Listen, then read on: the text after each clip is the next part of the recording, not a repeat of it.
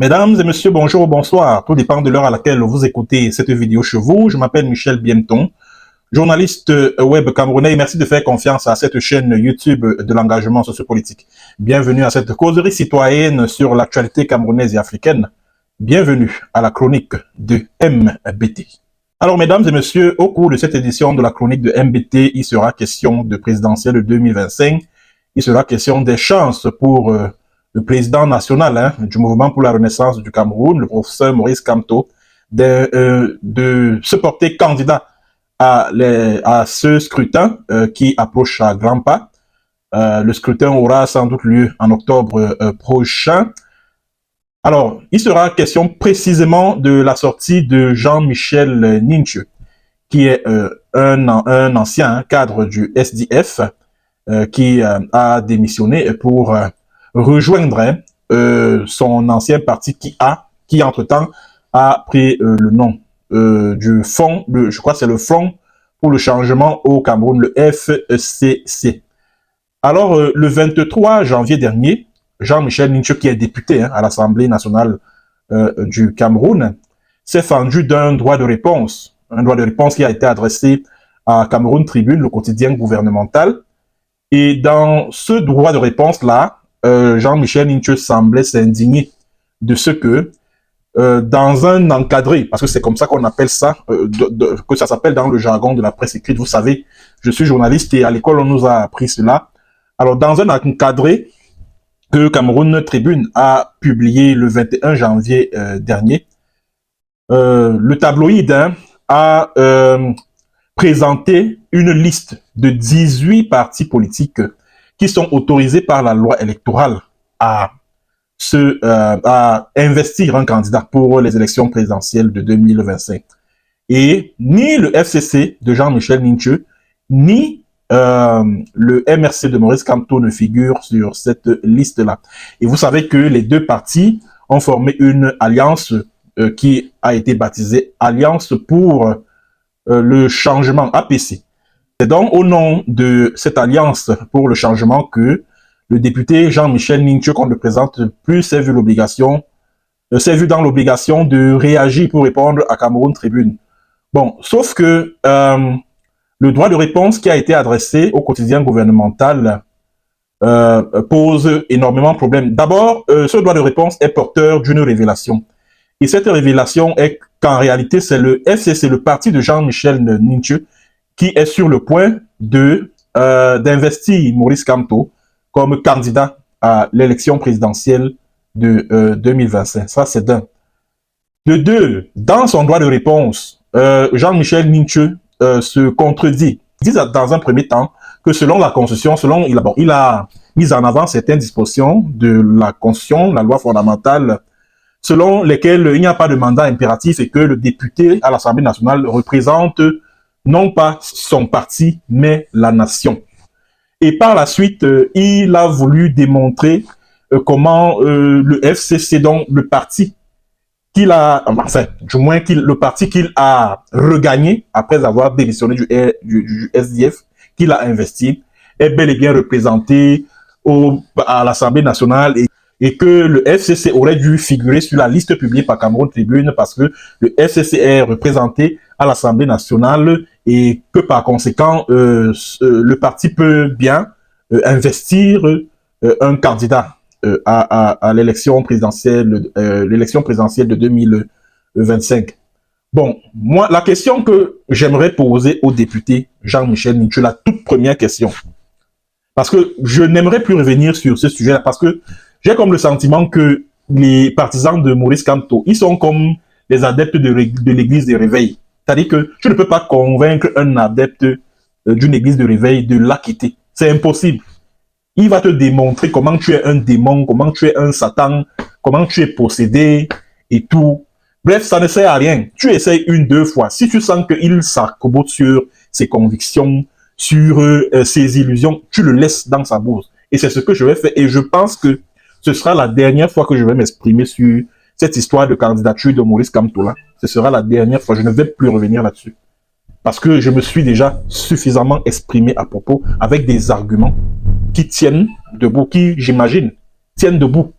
Mais on a comme le sentiment que les partisans de Camto, les sympathisants du MRC ont leur logique à eux. On a comme le sentiment que le fanatisme prend le dessus. Alors, la question que j'aimerais poser au député Jean-Michel Ninchu est celle de savoir, est-ce que c'est le FCC qui a investi sa candidature lors des législatives de 2020? La réponse est non. La réponse, c'est non. Est-ce que quand il a remporté les législatives de 2020, c'est-à-dire que quand il a recueilli la majorité des suffrages, était sous la bannière du FCC? La réponse, c'est non. La réponse, c'est non. Ça veut tout simplement dire que le FCC, c'est-à-dire que le parti de Jean-Michel Ninchu, ne peut en aucun cas prétendre être représenté à l'Assemblée nationale. C'est une escroquerie intellectuelle que de le dire. Moi, je ne vais pas mâcher mes mots. Je ne vais pas mâcher mes mots. Parce qu'on ne devient pas un élu, on ne devient pas député, sénateur, conseiller régional, conseiller municipal en adhérant à un parti politique au cours de son mandat. Non. Non, du tout. On est élu parce que on a été investi. Parce que, à ce que je sache, le code électoral camerounais ne reconnaît pas de candidature indépendante quand il s'agit des élections législatives, municipales, sénatoriales et régionales. Sauf si je me trompe, hein. Sauf si je me trompe. Mais je n'ai jamais entendu parler de candidature indépendante pour les élections législatives, municipales, régionales et puis sénatoriales. Je n'ai jamais entendu parler. Alors, quand on parle d'un élu, c'est celui-là qui a traversé les mailles du filet électoral. C'est-à-dire, il a été investi par un parti politique. Il a battu campagne autour d'un programme politique, autour du programme politique de ce parti politique. Il a présenté sa candidature, il a été élu, donc il a recueilli la majorité des suffrages, et cette majorité, elle lui permet de siéger à un poste électif. Et Jean-Michel Ninchu a été élu député sous la bannière du SDF. Donc Jean-Michel Ninchu ne peut pas se considérer comme étant un élu du FCC. C'est impossible. Sinon, dites-moi, comment il pourra démontrer cela devant Élections Cameroun ou devant le Conseil constitutionnel? Quel élément de preuve est-ce qu'il va apporter quand il va falloir déposer la candidature de Maurice Kamto à l'élection présidentielle? Quel élément de preuve est-ce qu'il va mettre en avant pour démontrer que le FCC est représenté à l'Assemblée nationale? Quel élément de preuve? Et autre question que j'aimerais poser à Jean-Michel Ninchu. Si maintenant, je sais pas moi, le RDPC découvre, je prends un exemple, hein, le RDPC découvre qu'il y a eu des fraudes lors des législatives de 2001 dans sa circonscription électorale où il a été élu. Et qu'il faille annuler les élections, et qu'il faille organiser des élections partielles. Et qu'il faille organiser des élections partielles. Est-ce que le FCC va investir de nouveaux candidats? Est-ce que le FCC va investir de nouveaux candidats? Non. Puisque le FCC n'a pas pris part aux législatives de 2020. C'est le SDF qui est représenté à l'Assemblée nationale. Ce n'est pas le FCC. Ce n'est pas le FCC. Puisque dans les procès-verbaux des résultats des législatives de 2020, nulle part il n'est mentionné le nom de FCC comme parti ayant recueilli la majorité des suffrages dans quelque circonscription que ce soit. Ah oui. Donc, il faut que Maurice Kamto et puis Jean-Michel Ninchu qui disent la vérité à leurs militants et à leurs sympathisants. Mais en même temps, je peux comprendre la réaction de Jean-Michel Ninchu. Vous savez, et ça sera une analyse que je vais esquisser là.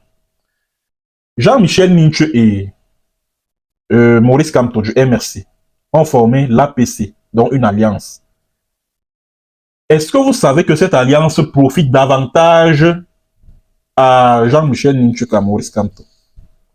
Puisque la candidature de Maurice Kamto à la présidentielle de 2025 est à 95% compromise.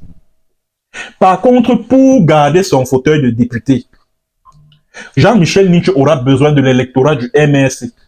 Donc, pour que son parti, le FCC, ait des députés et puis comment je veux dire, des conseillers municipaux, etc. ce parti-là aura besoin de l'électorat du MRC. Mais là, ça va être très compliqué parce que en 2026, le MRC aura lui aussi besoin de revenir, venir au Parlement, dans les conseils municipaux et puis dans les conseils régionaux. Comment ça va se passer? Et si Jean-Michel Ninchu a été obligé de réagir, de répondre à Cameroun Tribune, c'est parce qu'il a senti que cette alliance-là courait le risque de se rompre parce que si le FCC, et ça je vais dire la vérité au député Ninchu, si le FCC se rend à Elections Cameroun pour déposer le dossier de candidature de Maurice Kamto, ce dossier sera rejeté purement et simplement pour les raisons que j'ai évoquées plus haut. Pour les raisons que j'ai évoquées plus tôt, je veux dire. Parce que le FCC n'a pas d'élus. C'est le SDF qui a des élus à l'Assemblée nationale. Le FCC n'a pas d'élus. Et maintenant, Maurice Kamto, pour sauvegarder sa candidature, peut être poussé à rompre l'APC, donc l'Alliance pour le changement, là, pour nouer une autre alliance avec un parti qui a des élus. Donc, parmi les 17 partis de l'opposition, là, dont les noms figuraient sur la liste de Cameroun Tribune, là, Maurice Kamto peut entrer en contact avec le leader d'un de ces partis-là, afin de conclure, au fin de conclusion d'une alliance, afin que le parti en question puisse porter la candidature de Maurice Kamto à l'élection présidentielle de 2027. Mais est-ce que Maurice Kamto ira jusqu'à trahir Jean-Michel Ninchu en rompant cette alliance pour se rallier à un autre parti, enfin pour s'allier à un autre parti qui a des élus? Là est tout le dilemme. Là est tout le dilemme. Donc, vraiment, il faut que Maurice Kamto et Jean-Michel Ninchu disent la vérité à leurs militants. Vraiment, si c'est le FCC là qui porte la candidature de Maurice Kamto, c'est mort. Ça ne peut pas prospérer.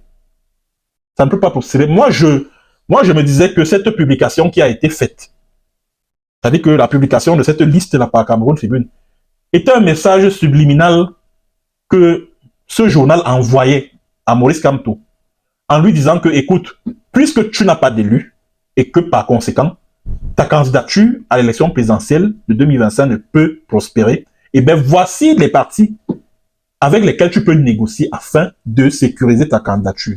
Non? Qu'est-ce qu'on apprend par la suite? Que c'est le FCC. Le FCC. Ah, il y a vraiment le Dieu. Le FCC n'a pas d'élu. Jean-Michel Ninchu ne peut se considérer comme un élu du FCC. C'est faux, c'est une escroquerie. Le FCC a investi sa candidature quand?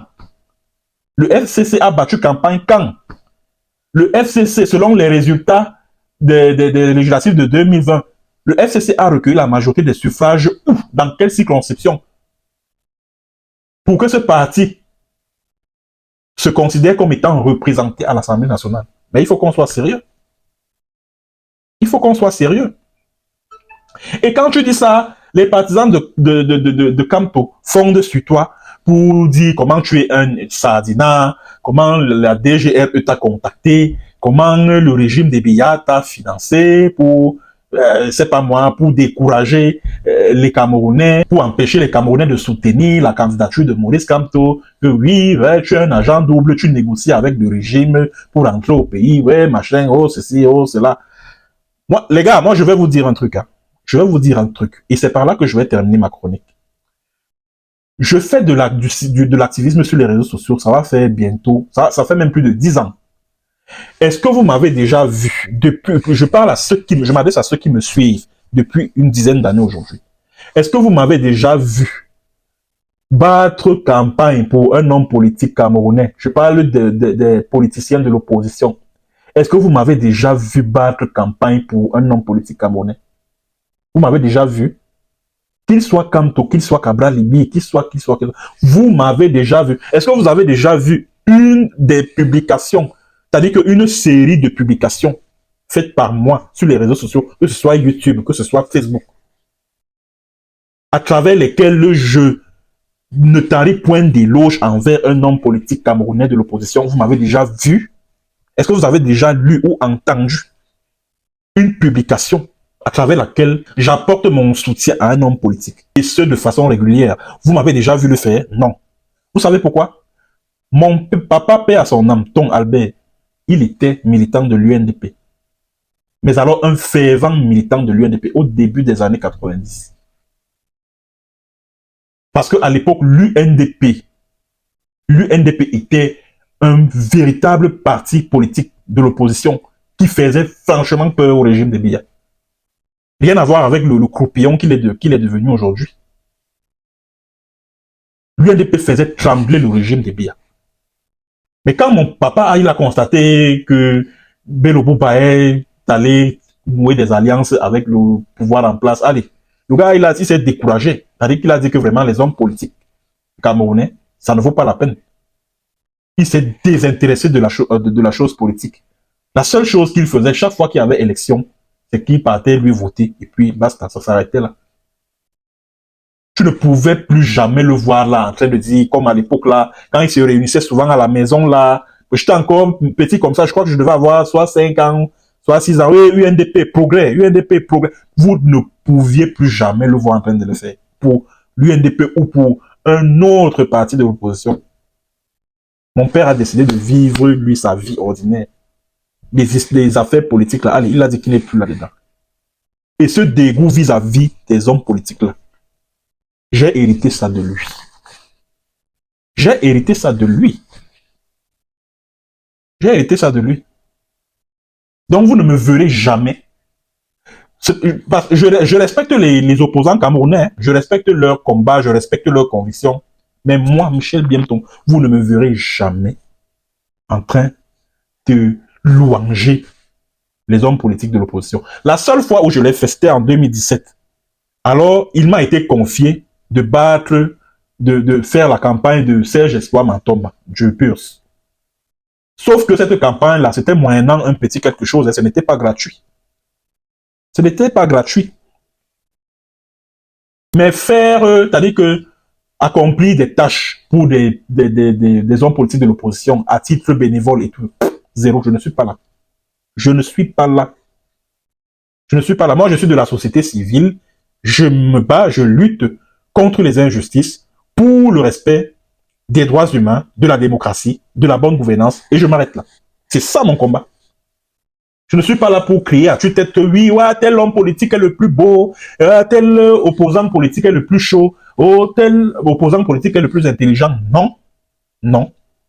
Je ne suis pas un mouton, je ne suis pas un fanatique. Je suis désolé. Je suis désolé. Quand quelque chose ne marche pas, je le dis. Quand un leader, quand le pouvoir, vous savez tout le mal que je pense du pouvoir des Biya, mais quand un leader de l'opposition pose des actes qui sont à gauche, je le dénonce également. Et de la même manière, c'est comme ça chez moi. C'est comme ça. Et moi, je comprends pas. Dans certains pays, je prends l'exemple du Burkina Faso que je connais puisque j'ai vécu là-bas. Les cyberactivistes qui sont sur les réseaux sociaux, là, vous ne les verrez jamais dire que oh, tel opposant est ceci, tel opposant politique est comme ci, oh, tel opposant politique est... Jamais. Jamais. Ces cyberactivistes-là critiquent aussi bien le pouvoir que les leaders de l'opposition, ou vous voulez, que les opposants. Ils critiquent également les hommes politiques de l'opposition, sans qu'on ne les traite d'infiltrer, d'être à la solde du régime de Biya et tutti quanti. Jamais. Ce qui est tout le contraire en Côte d'Ivoire, où même les journalistes sont considérés comme les partisans de telle formation politique ou de telle autre formation politique. C'est comme ça. Moi, j'ai refusé de m'encarter politiquement, de me laisser encarter par un parti politique, quel qu'il soit. C'est comme ça. Parce que les hommes politiques camerounais, là, aucun homme politique camerounais n'inspire confiance. Aucun. Aucun homme politique n'inspire confiance. Aucun. Aucun. Voilà, mesdames et messieurs, c'est tout ce que j'avais à dire concernant cette actualité. Merci d'avoir suivi. Vous m'excuserez pour... vous excuserez ma voix un peu enrouée. Je suis hyper enrhumé. Bon, j'ai dû déployer des efforts herculéens pour réaliser cette vidéo parce que c'est pas la grande forme. Je ne me sens pas très bien. Et je vais même d'ailleurs devoir prendre un léger repos et reprendre très prochainement parce que c'est pas la grande forme. Ben, c'est juste une grippe hein, et rien d'autre, rien de très grave. Merci d'avoir suivi et à très bientôt pour une autre séance et sur un autre thème. Allez, au revoir.